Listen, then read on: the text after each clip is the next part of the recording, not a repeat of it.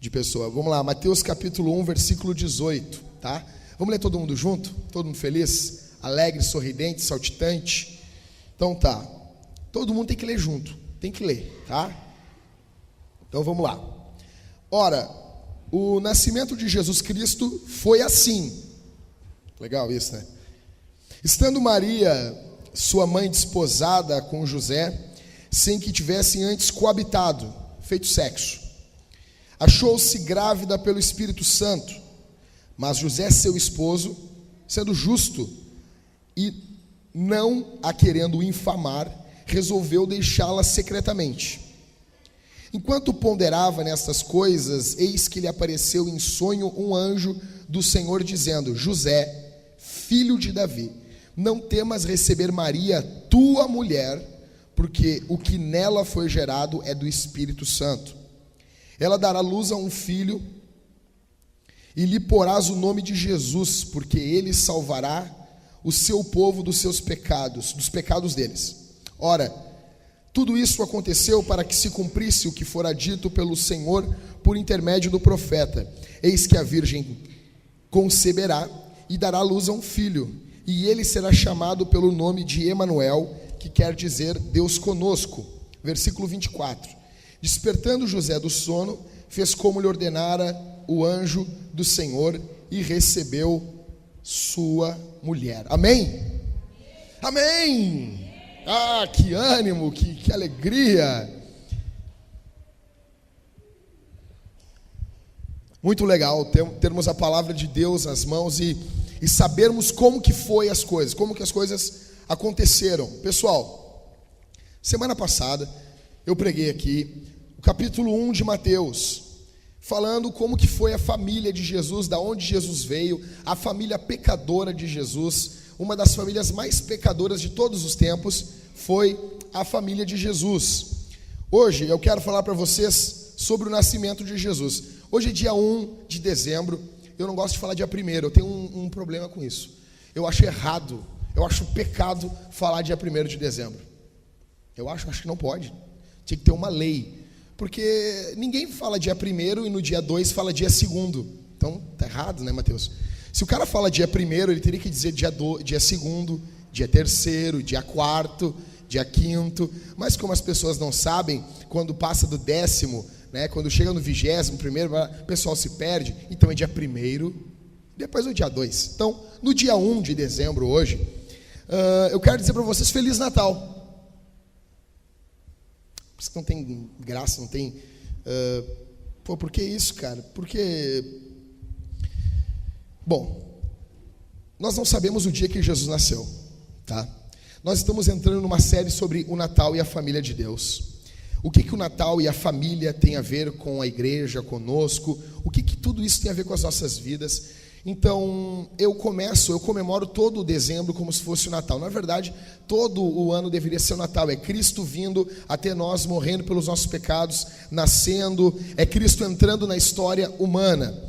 Eu quero dizer para vocês, rápidas palavras antes de entrar na pregação, o seguinte: nós temos um costume de dizermos boas festas. Vamos tentar mudar isso. Vamos dizer Feliz Natal, um ótimo Natal. É uma forma de nós dizermos para o mundo que nós estamos comemorando o nascimento de Jesus, que é o nascimento de Cristo. Algumas pessoas podem dizer assim: não, boas festas, em dezembro nós temos muitas festas. Nós temos só uma festa em dezembro, que é o Natal. O ano novo é dia 1 de janeiro. Ah, Jackson, mas tem outras datas em dezembro. Eu fui pesquisar se a gente deve dizer Feliz Natal ou boas festas. Bom, hoje é o Dia Internacional da Luta contra a AIDS.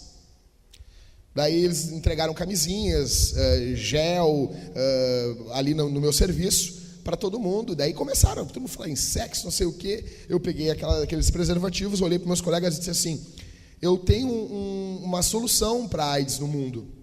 Aí o pessoal parou: como assim? Eu disse: fidelidade.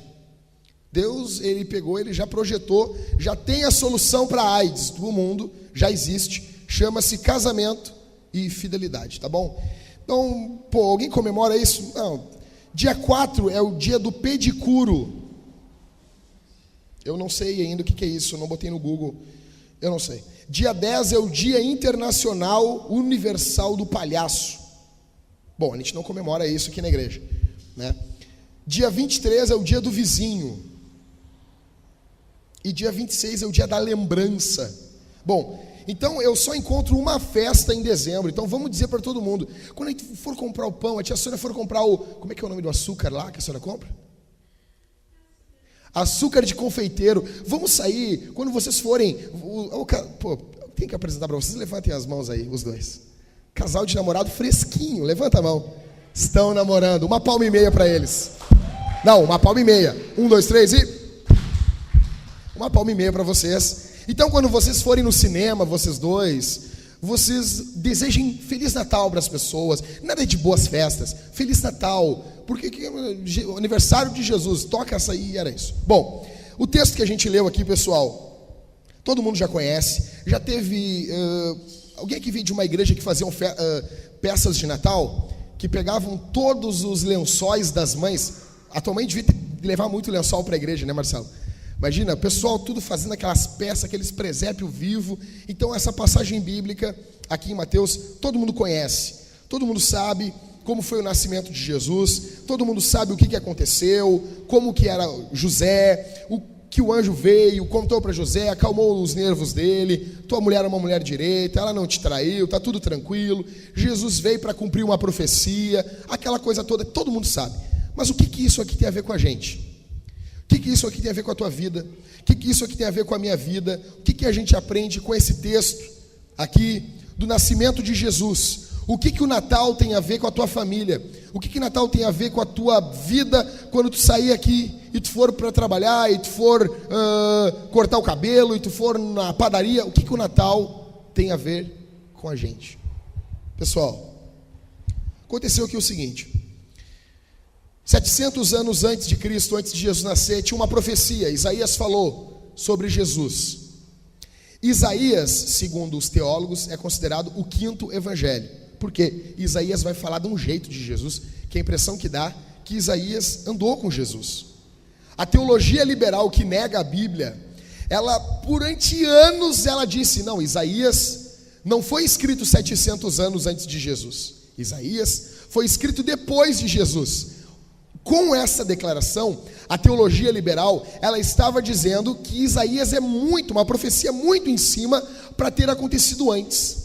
Só que daí lançaram um livro, não me lembro o nome do livro, foi fantástico, detonando, falando que Isaías eram 4 Isaías, cada um escreveu em um período. A teologia liberal gosta de fatiar os livros da Bíblia.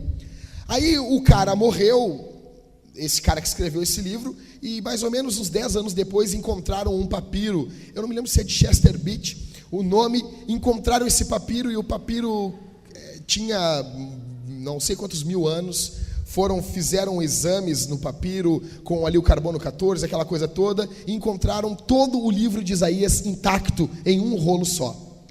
Aí, cara, tu para e tu vê um negócio desse, a minha fé, ela não está fundada, ela não está firmada no teste de carbono 14. Ainda que o carbono 14 falasse contra a Bíblia, que o carbono 14 não fala, ainda que ele falasse, eu continuaria acreditando na Escritura. Por quê? Porque a fé é um dom de Deus. A fé não é algo que eu produzo. A fé não é algo que eu faço. A fé é um dom de Deus. Bom, então havia essa profecia. Eu quero dizer para vocês que o Deus que promete, ele cumpre, tá? Nosso Deus é um Deus de palavra. O nosso Deus, ele cumpre horário, ele cumpre palavra. Aconteceu o seguinte: Jesus nasceu ali em Belém, numa cidadezinha pacata, uma cidadezinha simples.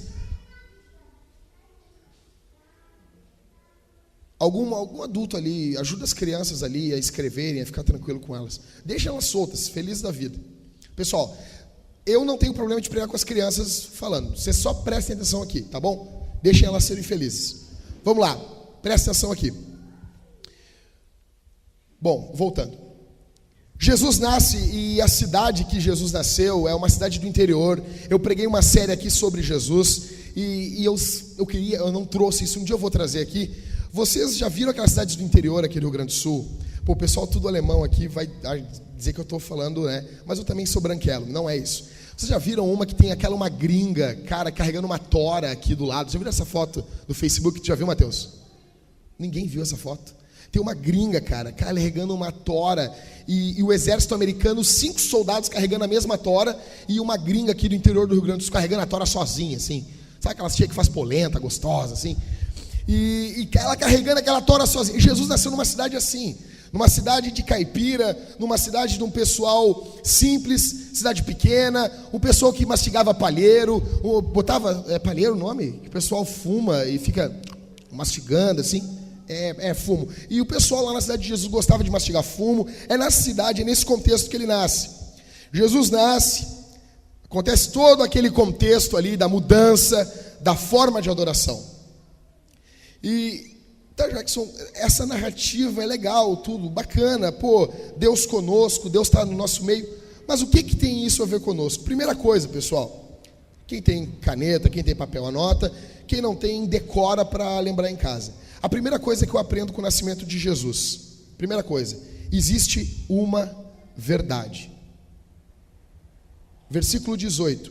Ora, o nascimento de Jesus Cristo foi assim. A Bíblia, ela arroga para si, ela toma para si a autoridade. O começo da Bíblia é: no princípio criou Deus os céus e a terra. Não tem uma abertura para conversa, não tem uma abertura para diálogo. A Bíblia, ela abre escancarando: no princípio criou Deus os céus e a terra era sem forma e vazia. Ainda que a nossa mente não venha compreender certas coisas, a Bíblia é a palavra de Deus. O nascimento de Jesus Cristo foi assim. Não teve 2 modos, não tem uma teoria, não tem uma outra. Não, a Bíblia, ela diz: foi assim. Ou cremos ou não cremos na Bíblia. Existe uma verdade, não existem outras verdades. Nós vivemos num período, olha aqui para mim, nós vivemos num período onde os caras têm as declarações mais burras do mundo. Uma pessoa muito querida, que eu gosto muito, ela chegou para mim e disse: Jackson, toda a verdade é relativa. Eu disse: pá, primeiro ato de burrice, toda a verdade é relativa. Toda a verdade é relativa. Acabou de criar um contexto fundamental. Toda a verdade é relativa? Até isso é relativo? Não sei se vocês entenderam. Chega a ser burro a pessoa dizer: não, toda a verdade é relativa. Até o que tu falou também é relativo? Não, isso não. Eu preciso de algo absoluto para começar um diálogo. Então eu quero abrir dizendo para vocês: só existe uma verdade. 2. Maria, ela viveu em obediência. Olha o que diz o versículo 18. Ora, o nascimento de Jesus Cristo foi assim. Estando Maria, sua mãe, desposada com José, sem que tivessem antes coabitado, achou-se grávida pelo Espírito. Olha aqui para mim. Na leitura complementar a isso, leia em casa Lucas capítulo 1, presta atenção. Lucas capítulo 1, versículo 26 ao versículo 38. Na leitura complementar a esse texto, nós entendemos que Maria foi uma jovem, uma moça. Vai ter pessoas que vão dizer que Maria tinha até 13 anos. Não fala isso. Claro que nós não vamos ficar falando isso no tempo de pedofilia louco que nós temos aí, mas naquele período ali, as moças casavam bem jovens. Então, vamos contextualizar. Digamos que Maria tivesse uns 17, 18 anos. Ela era muito jovem, muito moça. Ela era uma adolescente. E em Lucas a gente entende que essa moça era uma moça devota a Deus. Ela era uma moça que vivia buscando a Deus, decorando versículos da Bíblia, vivia orando, vivia buscando a Deus na sinagoga, orando com os irmãos. Provavelmente ela já tinha, a maioria dos teólogos vão dizer que eles nasceram bem próximos, José e Maria. Talvez eles se conhecessem desde pequenos. Maria, ela vem desse contexto, pessoal. Ela vem desse contexto. É uma jovem que se consagra, é uma jovem que ora a Deus, é uma jovem, diz a Bíblia, que ela não tinha dormido com o namorado dela ainda, com José, que é o noivo dela. É uma moça que está buscando a Deus, que está querendo buscar Deus.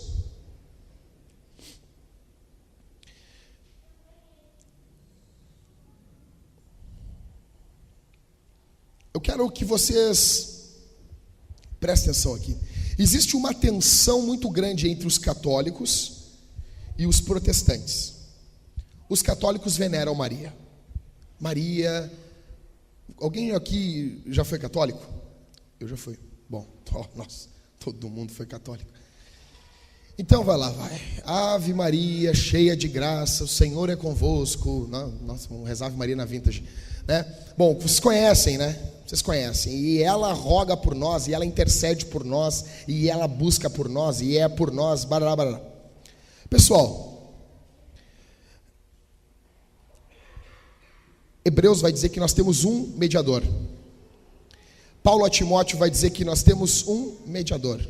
E não tem nenhuma nota de rodapé na Bíblia dizendo que Maria dá uma ajudada. Aí do outro lado tem os protestantes, tem nós. Aí tudo que fala Maria, nós, Deus me livre. Minha Nossa Senhora. Né? Meu Deus. Então, os católicos é Maria, Maria, Maria, Maria. E nós assim, nem me fala em Maria. A gente prega sobre qualquer personagem bíblico. Mas eu não posso pregar sobre Maria. Eu não posso pegar verdades da vida de Maria e aplicar para a vida das moças. Não pode. Por quê? Porque nós somos protestantes. Não, pessoal. Nem uma idolatria por Maria e nem uma aversão por Maria. Eu creio piamente que não é Ruth, não é Esther, não é... o nome de uma outra moça do Antigo Testamento, Maria. Não é Débora. Nenhuma dessas é um exemplo tão perfeito para as jovens imitarem como o exemplo da vida de Maria.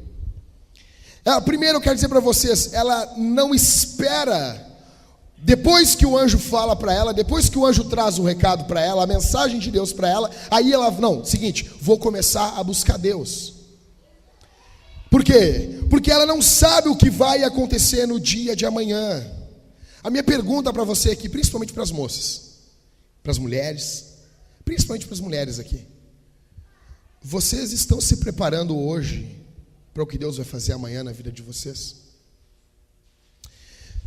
Vocês estão vivendo hoje, buscando a Deus hoje e não deixando para buscar a Deus amanhã? Ou a resposta é sempre, eu tenho só que ajudar o meu marido? Mulheres, vocês têm uma vida com Deus.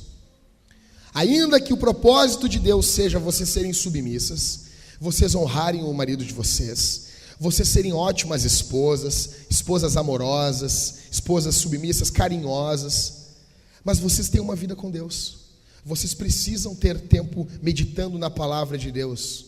Sim, o marido de vocês, é lógico que ele faz isso, porque todo bom marido, ele vai orar pela mulher. É lógico, vai ter vezes que ele vai orar junto com a mulher e vai estar orando por ela, vai impor as mãos, vai tocar nela, vai orar junto com ela, porque um bom marido ora pela sua mulher. Mas vocês precisam orar por vocês. Vocês precisam orar pelo filho de vocês. Porque Maria, ela está buscando a Deus, ela é uma jovem piedosa, ela já vivia se consagrando a Deus. Quando o anjo chega e fala para ela, é só uma consequência do que estava acontecendo. Talvez alguém podia dizer assim, poxa, eu imagino alguém no lugar de Maria dizendo assim, presta atenção aqui. Eu vou casar com José, nós seremos pobres, vamos viver uma vida na obscuridade, numa cidade rural, eu vou ficar em casa com as crianças, eu vou buscar água no poço, ele vai ser um carpinteiro, vai trabalhar duro para colocar a comida na mesa, ninguém nunca vai saber da gente. Por que eu tenho que conhecer a Bíblia? Por que eu tenho que conhecer o Evangelho? Por que eu tenho que me dedicar à oração? Por que eu tenho que ser uma jovem santa? Por que eu tenho que me dedicar a buscar a Deus, se ninguém nunca vai ouvir falar da gente? Se ninguém nunca vai ouvir falar da nossa história? Se a minha fé não vai influenciar a vida de ninguém? Maria foi agraciada por Deus. E ela, pessoal, quem é mãe aqui? Quem é mãe? Quem é mãe? Levanta a mão aí. A nossa sociedade pervertida, demoníaca, ela tenta diminuir a graça, o presente de Deus para vocês do que é ser mãe. Chega a mulher, e a mulher tem isso desde criança, eu converso com a minha mãe isso aí. tem 2 anos, a criança tem 2, a menininha tem 2 anos, larga uma bonequinha, ela já pega. É da mulher isso, cara. E a sociedade tenta diminuir isso. A mulher diz assim: qual é o teu maior sonho? A mulher diz assim: eu quero ser mãe. Amélia vai ficar em casa cuidando dos filhos. E se for isso? Qual é o problema de uma mulher se dedicar aos filhos? Eu não estou dizendo que todas as mulheres não pode trabalhar fora, mas se tiver condições, se o marido ganhar razoavelmente bem para isso, puder manter todo mundo, qual é o problema disso? Susanna Wesley, que foi a mãe de John Wesley, ela dedicou a vida dela para criar bons homens. E todos os filhos dela foram pastores e homens que influenciaram, e depois de mortos, continuam influenciando o nosso evangelho, o cristianismo que nós vivemos. Eram homens de Deus. Ela ensinou eles a ler na palavra. Pessoal, mulheres, é um presente de Deus para vocês serem mães. É um presente fantástico de Deus. Aí eu fico imaginando, olha aqui para mim. Se uma mulher ser mãe de um filho, de um menino, uma menina, já é algo fantástico. Imagina, por isso que o anjo vai dizer para ela lá em Lucas: agraciada tu és entre as mulheres. Isso não é coisa do catolicismo, isso é Bíblia.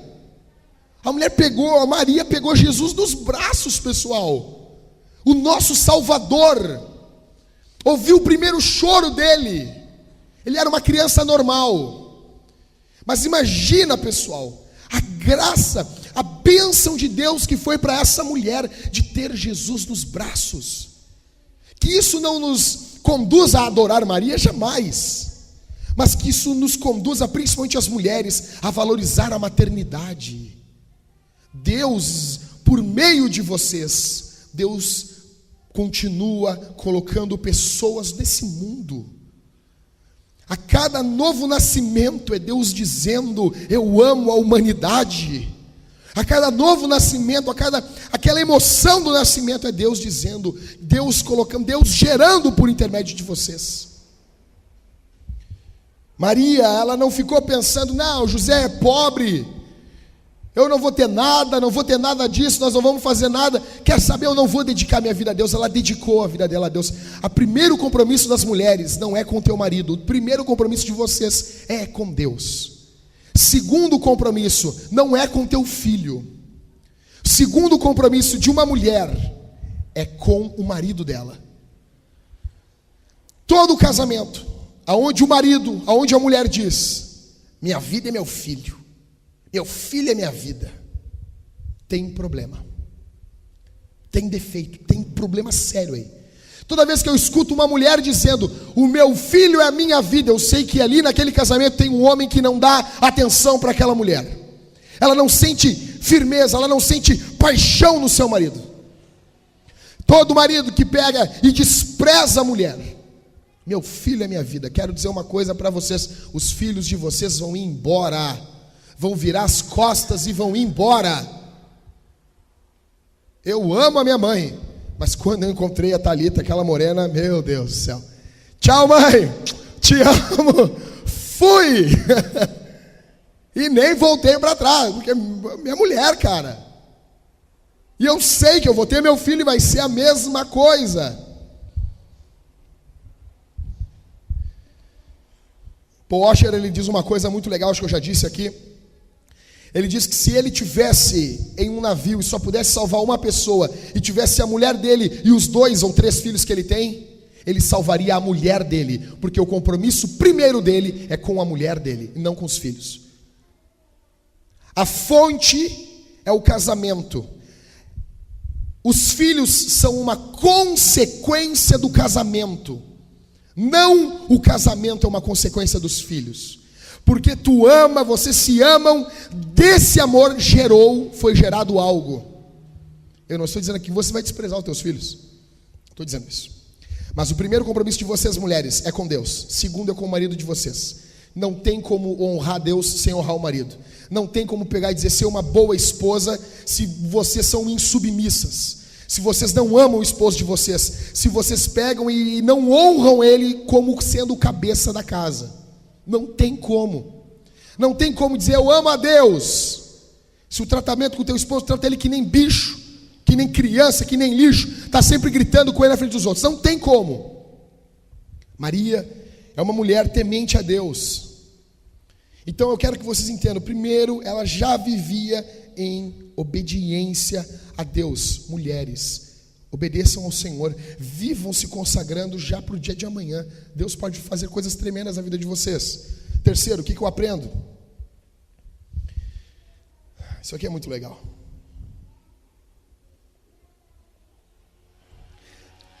Todos notam Jesus sendo gerado em Maria. Vou ler de novo o versículo 18. Ora, o nascimento de Jesus Cristo foi assim: estando Maria, sua mãe, desposada com José, sem que tivessem antes coabitado, achou-se grávida pelo Espírito. Não tinha como esconder. Todos notam Jesus sendo gerado em Maria. Esse feto sendo gerado no ventre de Maria, ele gera um desconforto. Versículo 19: mas José, seu esposo, sendo justo, não a querendo infamar, resolveu deixá-la secretamente. José ia largar dela. Por quê? Porque a gravidez de Maria é algo que não tem como esconder. A barriga cresce. A gravidez é algo que só na novela da Globo, né? Que as mulheres descobrem lá no não sei o que não era gravidez, era uma almofada. Eu vi uma novela quando era criança, acho que era com a Maitê Proença. Eu vi, e ela usava, acho que era ela, que usava uma gravidez falsa. Não me lembro o nome da novela, eu era bem pequeno. A minha mãe via bastante novela comigo, né, mãe? Nós víamos bastante novela. E aquela criança ali não é gravidez coisa nenhuma, ou então a mulher que esconde a gravidez durante anos, e depois tem aquele trauma, e a mulher diz José Arnaldo, sempre o nome composto, né, nome de novela, né? José Henrique, esse filho não é teu, esse filho, ele é do Otávio Germano. É sempre os nomes compostos assim, nome de novela. Mas normalmente, gravidez é algo que não tem como esconder. Não tem como esconder. A mulher está grávida, parece que comeu uma melancia, né? Parece que está ali. Cara, eu quero perguntar para vocês aqui: o novo nascimento, ele é como sendo Jesus gerado em nossa vida.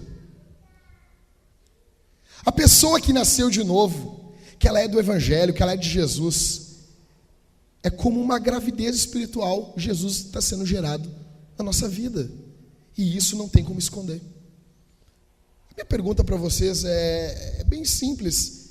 As pessoas têm visto Jesus sendo gerado na vida de vocês? As pessoas têm visto as boas obras do novo nascimento do Evangelho na vida de vocês e têm glorificado a Deus? Eu não estou dizendo que vocês vão ser aquela carola de igreja, aquele cara, o cara que fala quase em latim, né? Em nome do Padre, do Filho e do Espírito Santo, amém. Sabe aquela coisa? Não, eu não estou dizendo isso. Um cara vivo, um cara alegre, mas que é crente. Que todo mundo pode dizer, não, todo mundo pode avacalhar, mas esse cara aí eu sei que ele não vai fazer isso. Ele é engraçado, ele brinca, ela é muito querida, ela está sempre sorrindo, mas eu sei que ela é diferente. Eu sei que ele é diferente. Ele não é perfeito, ele tem os seus dias maus, mas esse é um cara diferente. Ela é uma mulher diferente. Por quê? Porque Jesus está sendo gerado na gente. E gravidez não tem como esconder. Jesus sendo gerado na gente não tem como a gente esconder. Terceira coisa que eu aprendo é isso.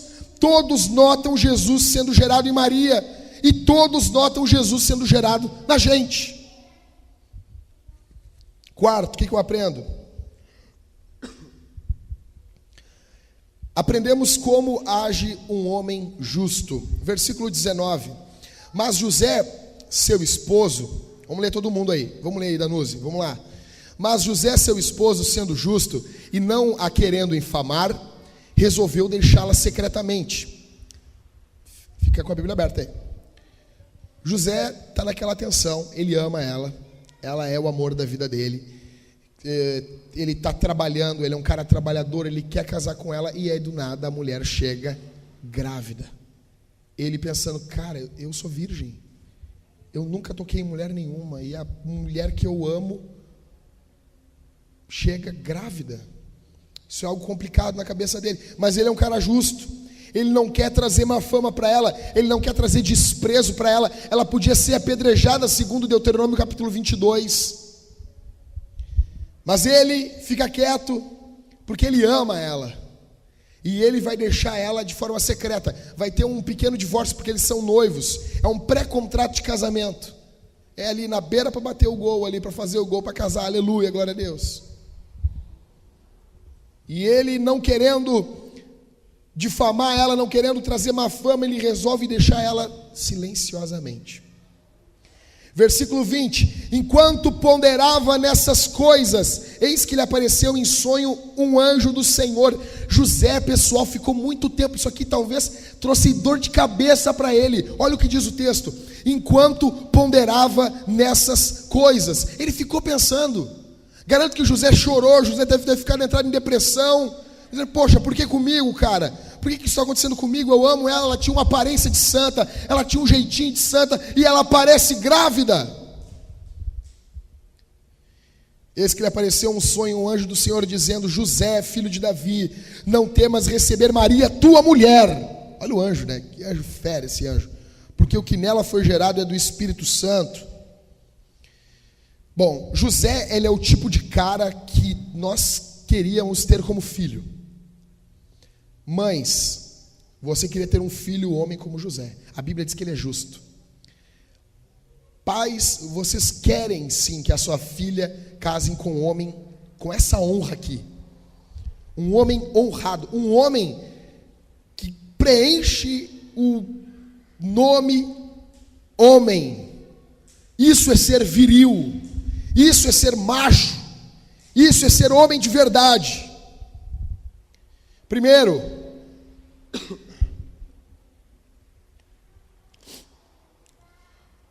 José é um jovem. Ele é um jovem homem. Tem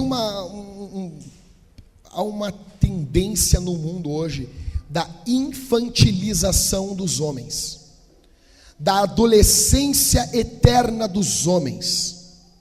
Eu não estou dizendo aqui que você não pode gostar de desenho animado, senão eu estou ralado também. Estou dizendo aqui que não pode ler história em quadrinhos, não pode gostar de filme, não é isso. Existem algumas características que vão mostrar quando o cara é um homem. Existe uma tendência nos dias que nós estamos vivendo em que as mulheres cuidam dos homens como se os homens fossem seus filhinhos, fossem pequenos adolescentes. E nós temos uma tendência crescente aos homens se portando como homens fracos dentro de casa. Primeiro, eu quero dizer que José é jovem. Surgiu uma época aí, tem um cara, um cantor, um guri de 17 anos, e o pessoal começou a criticar ele, a criticar ele, e eis que ele colocou no Twitter assim: eu tenho apenas 17 anos, não aguento tanta pressão sobre mim. Aí eu comentei com um amigo meu no serviço: cara, com 17 anos, Alexandre o Grande já tinha conquistado todo mundo antigo, cara. Com 17 anos, Alexandre o Grande já tinha visto as maiores guerras do mundo, já tinha conquistado o mundo, já estava de saco cheio das guerras, com 17 anos. Aí eu pergunto para vocês: o que está acontecendo com nós? O que está acontecendo com a gente? Onde até os filmes, pessoal, eu vi um filme, o pessoal da velha escola aqui vai se lembrar desse filme, Covardes. Quem já viu esse filme? Cara, tu vai ver, o principal do filme, ele é um homem formado. Eu estava conversando com um amigo meu, quando tu olha, antigamente os principais atores dos filmes, eles eram quarentões, cinquentões, eram homens formados, até o corpo deles é corpo de homem. Hoje em dia é uma valorização da juventude excessiva. Tem que ser jovem, tem que soar jovem, tem que soar moderninho, tem que soar bacaninha. José é um jovem, mas o propósito de Deus para a vida dos jovens é que eles vão rumando à maturidade. Nós passaremos muito mais tempo como adultos do que como crianças. O propósito dos pais para os filhos é empurrar os filhos para a vida adulta, formar a vida adulta nos filhos. José é um moço, mas ele já é um homem. Primeiro, José está trabalhando. O cara quer casar, tem que trabalhar. Não tem como. Ninguém vai, como dizia a minha tia, ninguém vive só de amor. Eu vou falar uma coisa aqui, o pessoal pode até achar pesado. Ela dizia uma coisa muito legal, ela dizia assim: Jackson, digamos que o cara seja um bom parceiro sexual, ele vai, digamos que num dia o casal vai ter 30 minutos, 40 minutos de sexo, 1 hora. E eu ouvi na minha tia ali, né? Ela dizia: Jackson, e o que tu vai fazer com as outras 23 horas do dia? Casamento é muito mais do que sexo. E eu fiquei pensando, e é verdade. José é um homem. Ele não está olhando para Maria como uma fonte de prazer. Ele não está olhando para Maria como uma fonte de desejo. Ela vai saciar o meu desejo. Não. Ele não está olhando para ela para simplesmente ter uma noite de prazer com ela. Não, ele está querendo uma mulher para casar, para honrar essa mulher, para ser homem, para crescer como homem do lado dela e ela crescer como mulher do lado dele. José é esse cara. Esses dias eu botei no Facebook algo até muito forte, eu digo aqui principalmente para os moços. Há uma corrida desenfreada pelo sexo no Brasil. Eu digo para o pessoal, me pergunta: Jackson, eu gosto. Cara, tu quer ter um orgasmo? O termo é esse mesmo, é orgasmo. Jovens, moços, vocês querem ter um orgasmo? Arranjem um trabalho, vão trabalhar, se esforcem, conquistem uma mulher, casem com ela, deem atenção durante o dia todo, porque não adianta brigar durante o dia e querer amor durante a noite.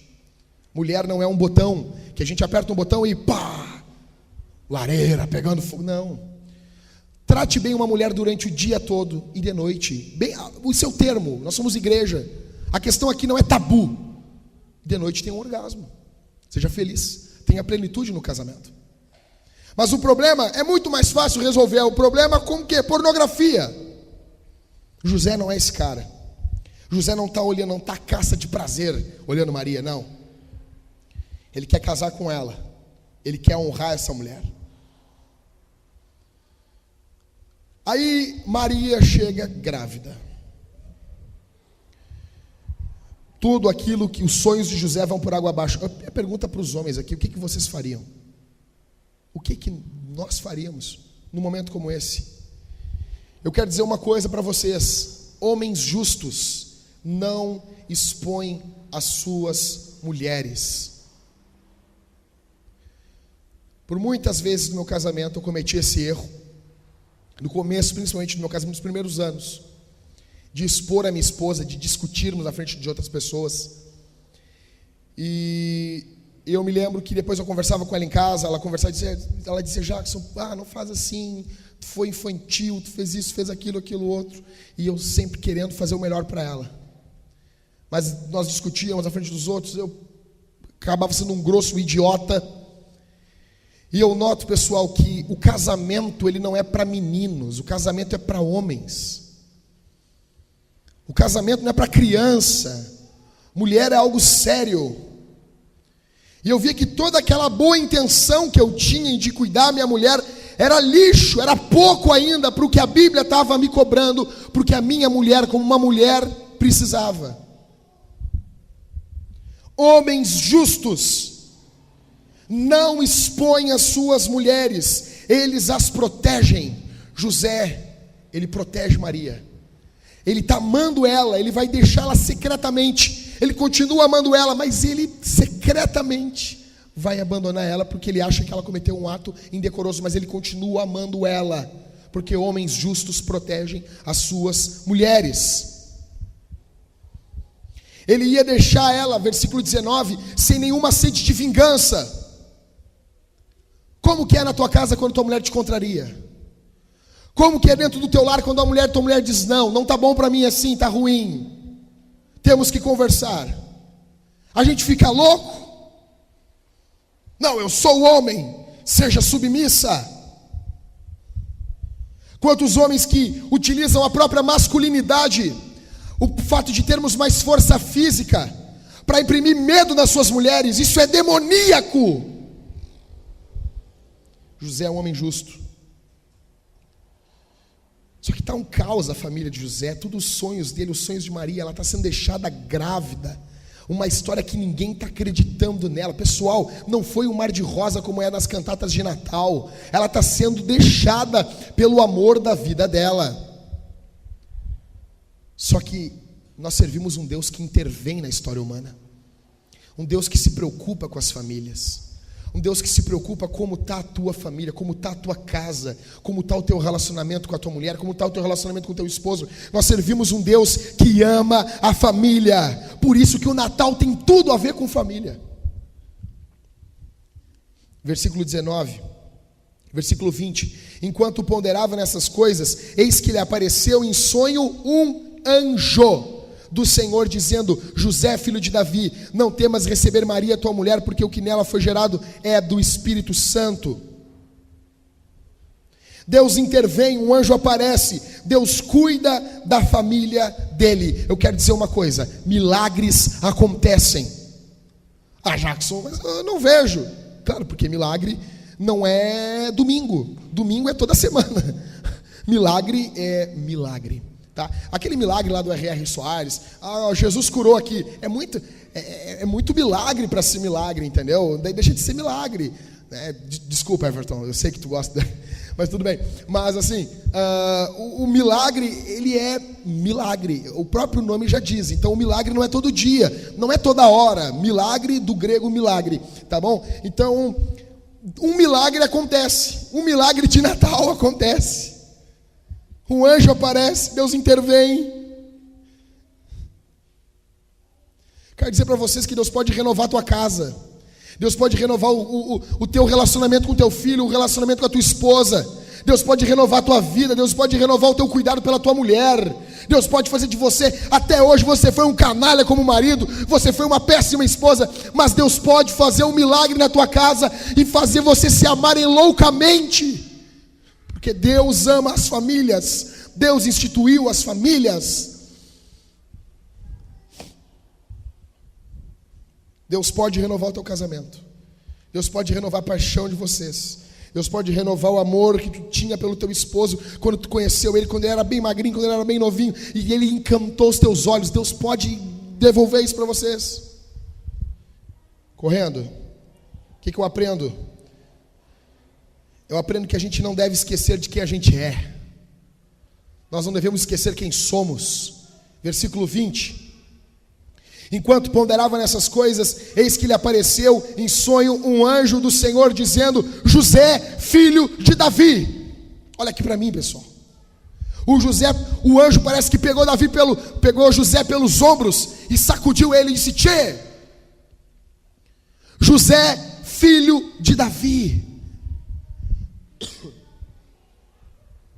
O anjo não chamou ele de José só, não chamou ele de Zé, não chamou ele de carpinteiro, não, chamou ele José, filho de Davi. Tu é um carpinteiro, tu é um cara comum, tu é um cara simples, tu é um cara que trabalha, levanta de manhã, vai trabalhar, vai fazer casa, vai fazer móveis, tu trabalha com madeira, tu é um cara simples, tu não é um cara letrado, mas tu é da descendência de Davi. Te lembra quem tu é, lembre-se quem vocês são.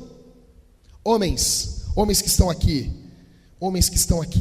nós somos a glória de Deus. Paulo vai falar aos Coríntios, vai dizer: o homem é a glória de Deus. Nós não somos escravos da pornografia, nós não somos péssimos maridos, Deus não nos fez para sermos péssimos pais, Deus nos fez para sermos a glória dele. A glória do Senhor está sobre os homens. Lembre-se disso. Quem você é, homem? Antes de pecar, antes de fazer porcaria, antes de desonrar teu casamento, homens, lembre-se: eu sou a glória de Deus. Eu sou a glória de Deus. A Bíblia está dizendo isso, que os homens são a glória de Deus e a mulher é a glória do marido. Homens são a glória de Deus. Você não é uma máquina viciada em pecado, em discussão, em raiva. Não, vocês são a glória de Deus. Homens, levantem-se, vocês são a glória de Deus. Mulheres, A linguagem que Deus usa para vocês é como a igreja. Vocês são a amada de Deus. Vocês são o cuidado de Deus. Vocês são mais frágeis. Vocês são para ser acalentadas, cuidadas. Se coloquem nessa posição. Jovens, a Bíblia vai dizer: jovens, eu vos escrevi porque vocês são fortes e vocês têm vencido o maligno, porque a palavra de Deus habita em vocês. Lembrem-se disso. Crianças, Jesus disse: deixai vir a mim todos os pequeninos, porque deles é o reino dos céus. O que eu quero dizer para todos nós aqui essa noite: vamos nos lembrar quem nós somos. Diante do pecado, diante da tentação, diante de todas as ofertas do mundo, lembre-se de quem você é. Quando você estiver longe da tua mulher, quando você estiver longe do teu esposo, lembre-se quem você é. Legal que José é libertado do medo. Deus não tem prazer que venhamos viver uma vida baseada no medo. Olha aqui para mim. Todo medo é uma expressão de culto. Se você tem medo de algo, você está cultuando a algo. O medo é uma expressão de culto, é uma expressão de louvor. Eu tenho medo que aconteça isso, tenho medo que aconteça aquilo outro, medo disso, medo daquilo, aquilo outro. Isso é uma expressão de culto. E Deus liberta José do medo, dizendo: não é isso que tu está pensando. Legal que 1 João capítulo 4, versículo 18 diz: no amor não existe medo, aleluia. Antes o perfeito amor lança fora o medo. Ora, o medo produz tormento, logo aquele que teme não é aperfeiçoado no amor. Aquele que ama não possui medo. Deus arranca de José esse medo. Sexto, correndo que nem um louco. Versículo 20 ainda. Deus tem um roteiro para as nossas vidas. Eu aprendo isso. Enquanto ponderava nessas coisas, eis que lhe apareceu um sonho, um anjo do Senhor, dizendo: José, filho de Davi, não temas em receber Maria, tua mãe, porque receber Maria, tua mulher, porque o que nela foi gerado é do Espírito Santo. Isso é o script de Deus. Isso é o roteiro de Deus. Deus tinha esse plano para José. José, em momento algum, Mateus, chegou assim: não, cara, qual é o teu sonho? Meu sonho é casar com uma mulher, o Espírito Santo gerar um filho nela. Não, José não tinha esse sonho. José não tinha esse propósito. José não tinha esses planos. José nunca tinha sonhado com isso em momento algum da vida dele. Mas Deus tinha esse propósito para a vida dele. Mas Deus tinha esse script para a vida dele, esse roteiro para a vida dele. Qual é o roteiro que tu tem para a tua família? Qual é o plano que tu tem para a tua casa? Quando tu olha teu filho, tua filha, tua mulher, qual é o plano? Assim, cara, nós vamos ter uma casa maior, vou ter criança correndo aqui, porque todo mundo tem isso. Eu quero dizer que, provavelmente, talvez, aquilo que tu projetou para a tua vida, para a tua casa, não deu certo. Não foi como tu quis. Só que o fato de não ser algo na nossa vida, aquilo que nós não projetamos lá no início, não quer dizer que Deus não esteja no controle. Eu vou repetir isso. O fato da nossa vida não estar ou não ter sido do jeito que nós não planejávamos, do jeito que a gente planejou, do jeito que a gente quis, não quer dizer que Deus não controlou, não quer dizer que Deus não foi soberano, não quer dizer que Deus não cuidou.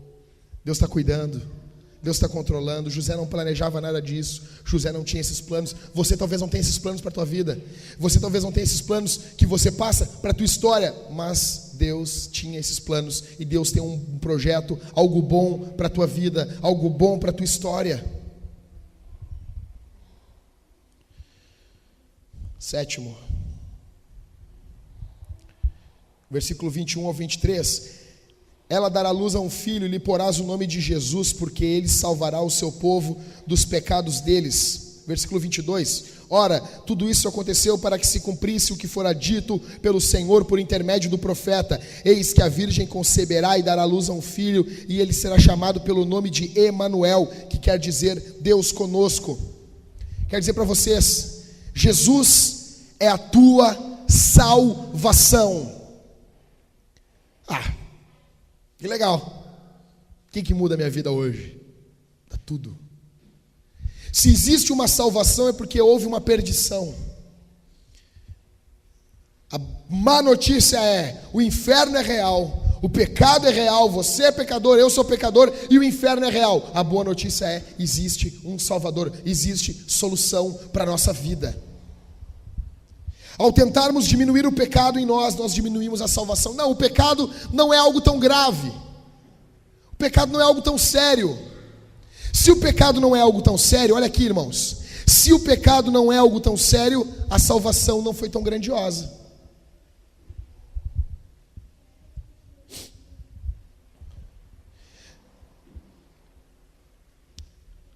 Olha aqui para mim, versículo 23. Já estou terminando. Eis que a virgem conceberá e dará luz a um filho, e ele será chamado pelo nome de Emanuel. Emanuel é Deus conosco, Deus no nosso meio. O Matthew Henry diz uma frase muito linda, presta atenção aqui, irmãos. Pela luz da natureza, vemos Deus como um Deus acima de nós. Pela luz da lei, o vemos como um Deus contra nós. Mas pela luz do Evangelho, nós vemos Jesus, Deus conosco, e o melhor ao nosso favor. Pela luz da lei, eu conheci um Deus que é grande. Pela luz da natureza, eu conheci um Deus que é muito grande, que criou tudo. Aí com a lei, eu conheci um Deus que era contra mim. Mas através do Evangelho, através de Jesus, através do nascimento dele, da morte dele, da ressurreição dele, eu conheci um Deus que me ama.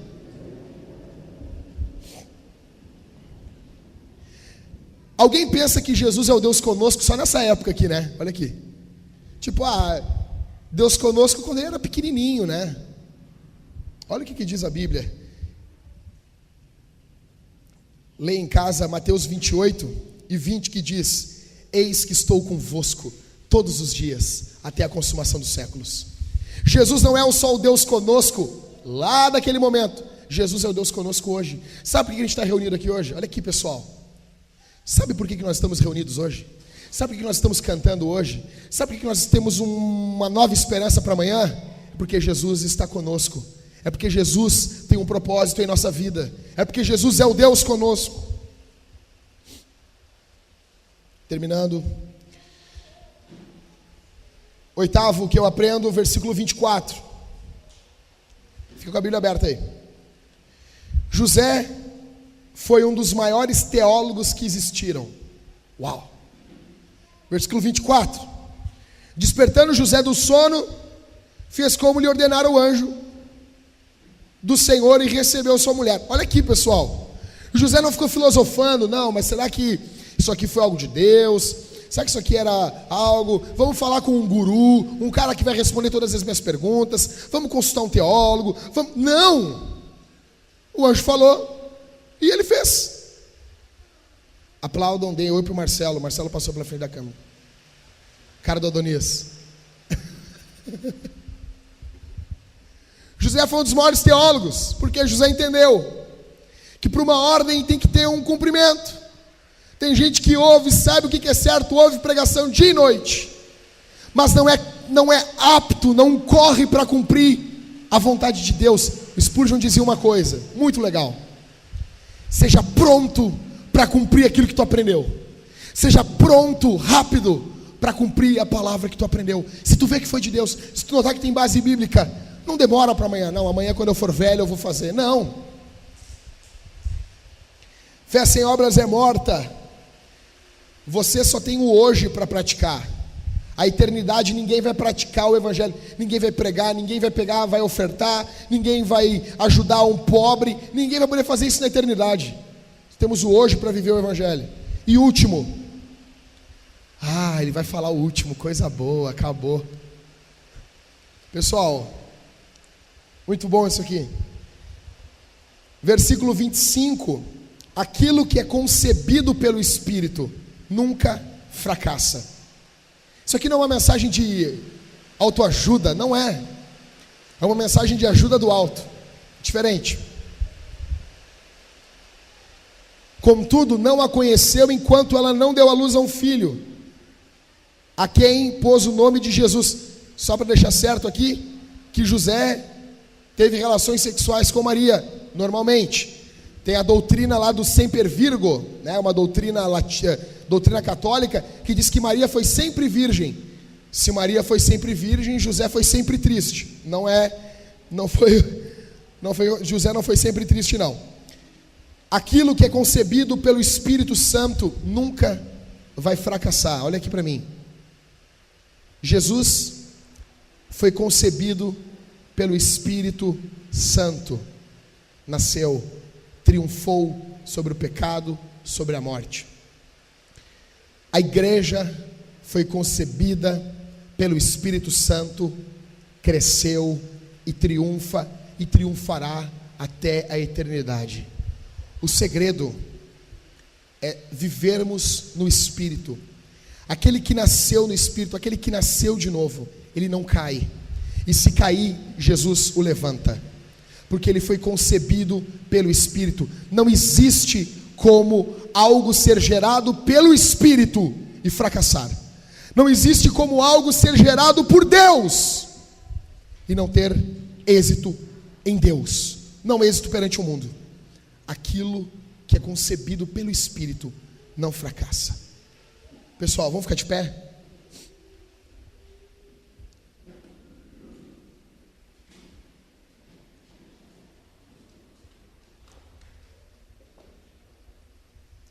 Mensagem de Jesus entrando na história é linda. Bruna, pode pegar o violão para nós aqui? Tocar? Danuse. Só ligar ali.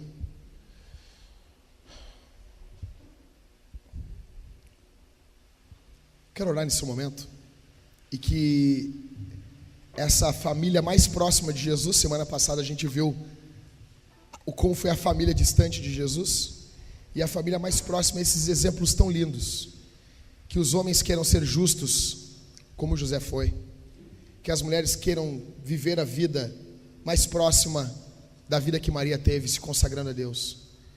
O que eu falei aqui não é para expor ninguém, não, eu não conheço a vida de ninguém aqui nos pormenores. A intenção, em hipótese alguma, tá ligado? Amém. Foi perdoado. O propósito de Deus é que a tua vida e a minha seja mudada. É que nós venhamos a nos conformar com o Evangelho, nos conformar com a palavra e termos famílias fortes. Jackson, lá em casa é só eu. Vive o Evangelho do mesmo jeito. Ame o teu esposo, ame a tua mulher do mesmo jeito. Ame os teus filhos do mesmo jeito, ame a tua mãe e o teu pai do mesmo jeito. Sirva a eles como Jesus serviu a pecadores, aos homens que não amavam a Deus. Vamos orar. Eu quero que nesse momento você ore pela sua família. Homens, orem pela tua casa, orem pelo teu lar. Esqueça um pouco o ganha-pão nesse momento e orem pela tua mulher, pelos teus filhos. Mulheres, orem pelos seus maridos nesse momento. Vamos orar pela nossa família. Senhor Jesus, obrigado, Senhor, pela família